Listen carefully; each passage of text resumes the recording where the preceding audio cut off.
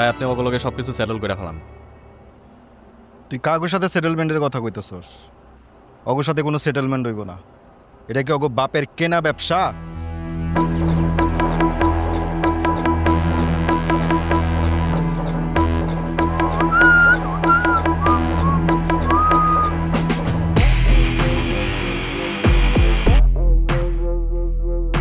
বারে বারে বা সব তো এক লগে খাড়াই আছে। হ্যাঁ,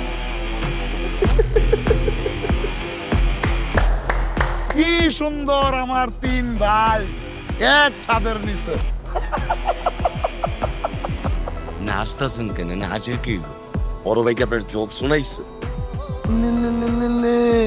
তোর বড় ভাই যেটা কইতেছে ওটা চুটকি তোর ভাই। আপনি যেটা কইতেছেন এটা হাসির কথা না। সারা জীবন আমার বাপে এই ব্যবসাটা দেখে গেছে। বাপে মইরা যাওয়ার আগে ব্যবসাটা আমার শিখাই গেছে। আমি জানি কেমনে ব্যবসা করতে হয়। এটা কারো বাপ দাদার সম্পত্তি না। বাপে খায়া গেছে, তুইও খায়া যাবি। আপনি মনে করে নেন এটা বাপদার সম্পত্তি, কিন্তু আপনি যেটা করতেছেন ওইটা বেইমানি। এটা ঠিক হইতেছে না। কিসের বেমানি? হ্যাঁ, আমার ব্যবসার চালান আমি বুঝা নিতেছি, তোর ব্যবসার চালান তুই বুঝা নিতেছস। তোর ব্যবসায় কি আমি বাগড়া দিছি রে? এতক্ষণ আমি আপনারে আপনি কইরা রইছি।